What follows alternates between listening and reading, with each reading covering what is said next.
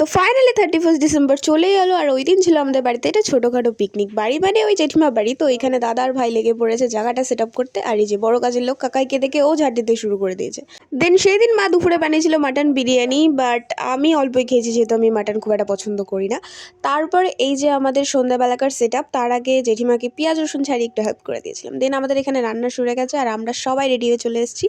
ব্যাস তারপর শুরু হলো আমাদের নাচ। ওই যে নাচ শুরু হয়েছে থামার আর শেষ নেই। তারপরে অনেক কষ্টে সব কিছু থামিয়ে একটু টেস্ট করে নিলাম, তারপর আমরা চলে গেলাম নিচে রাস্তায় লিখতে হ্যাপি নিউ ইয়ার। তোমরা জানো আমরা এটা প্রত্যেক বছরই করি, তোমরা আগের বারে ব্লগ চেক করলেও তোমরা দেখতে পাবে।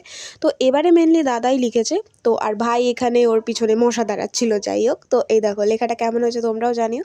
তারপরে আমরা ঘরে এসে বসে পড়লাম খেতে।